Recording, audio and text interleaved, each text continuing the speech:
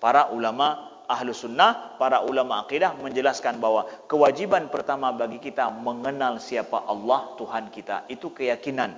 Maka kalau ada hari ini orang yang mencari ilmu fisika dengan kimia, mereka bicara tentang ini loh kekuasaan Allah, itu sesuai dengan metode ahlul haq. Ya, mereka mencari daripada sumber dari biologi, ilmu falak dan yang lain, mereka jelaskan tentang kosmos. Demi apa? Mereka jelaskan bahwa ini loh kekuasaan Allah. Kita belajar mengenal Allah melalui makhluknya, melalui alam ini. Itu betul secara akidah Ahlussunnah wal Jamaah. Baik, pegah buat panena buka Quran mentengkah selesai urusan.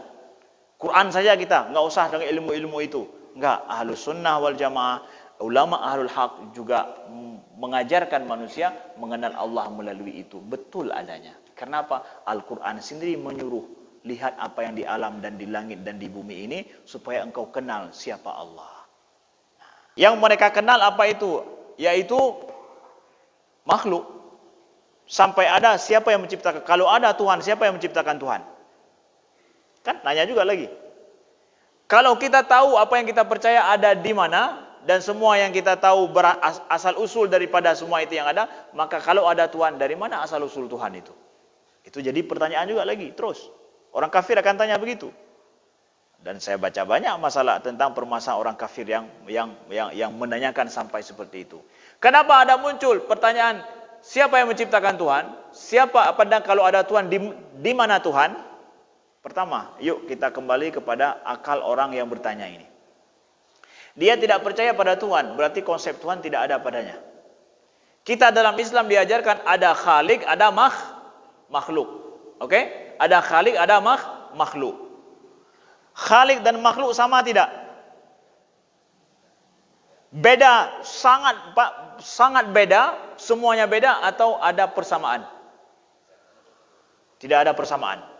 Kita yakini dalam akidah kita bahwa Tuhan Allah tidak menyerupai makhluknya sama sekali. Sama sekali tidak menyerupai makhluknya. Kalau begitu, betul-betul tidak ada persamaan antara khalik dengan makhluk. Oke? Paham ini? Tidak ada persamaan khalik dengan makhluk. Bagus. Tidak ada persamaan khalik dengan makhluk. Kalau makhluk, kamu boleh tanya, siapa yang menciptakan makhluk itu? Oke? Sekarang saya tanya, siapa yang menciptakan Tuhan? Betul tidak pertanyaan siapa yang menciptakan Tuhan?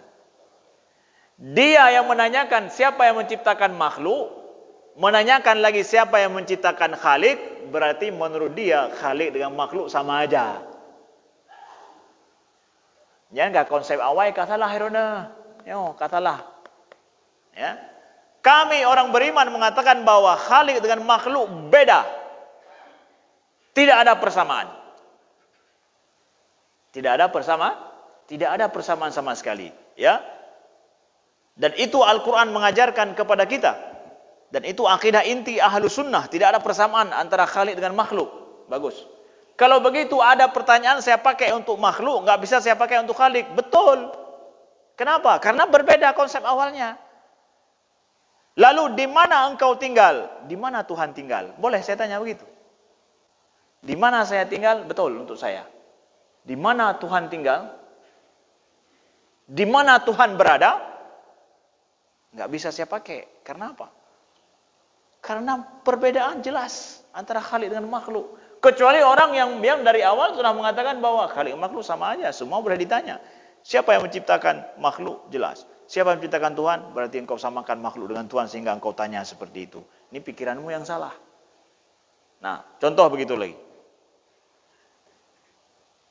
Ini ada air. Ya, saya akan tanya. Ya. Kemudian ada jam. Jam diukur dengan menit, air diukur dengan apa? Liter. Ini berapa menit air ini? Berapa liter jam itu? Coba jawab. Jam itu berapa liter saat ini? Air ini berapa menit? Orang yang menanyakan ini nggak paham konsep jam, nggak paham konsep air. Nggak paham konsepnya, nggak paham konsep air. Kalau engkau bisa menanyakan air ini apa liter, saya akan pakai air, kata-kata liter itu untuk semua yang lain juga. Boleh? Enggak, liter itu untuk mengukur air. Yang lain kesatuannya diukur dengan kilometer mungkin. Begitu juga misalkan padi kilogram, sedangkan jarak dengan kilometer. Sekarang berapa kilogram antara Banda Aceh dengan Lok Sumawe? Coba jawab. Dan berapa kilometer satu goni, satu karung beras? Bisa jawab? Engkau nggak paham konsep kedua ini berbeda antara kilometer dengan itu. Kilometer itu jarak, dan ini untuk ini. Itu dua hal yang berbeda. Pertanyaannya juga tidak boleh disamakan. Paham? Paham tidak? Nah, jadi nggak semua pertanyaan tentang Tuhan itu harus dicari jawabannya oleh kita. Ustadz, memangnya kita nggak boleh menanyakan tentang Tuhan semuanya? Tidak semua mampu kita jawab. Karena pertama ada pertanyaan tentang memang bodoh secara konsepnya orang yang nanya itu. Ya, seperti tadi misalkan, asal-usulnya dia tidak paham. Kemudian yang kedua, tidak semua kita mengetahui zat Allah Subhanahu wa taala. Apakah ada orang yang mengetahui zat Allah? Tidak ada. Hanya Allah yang mengetahui siapa dirinya.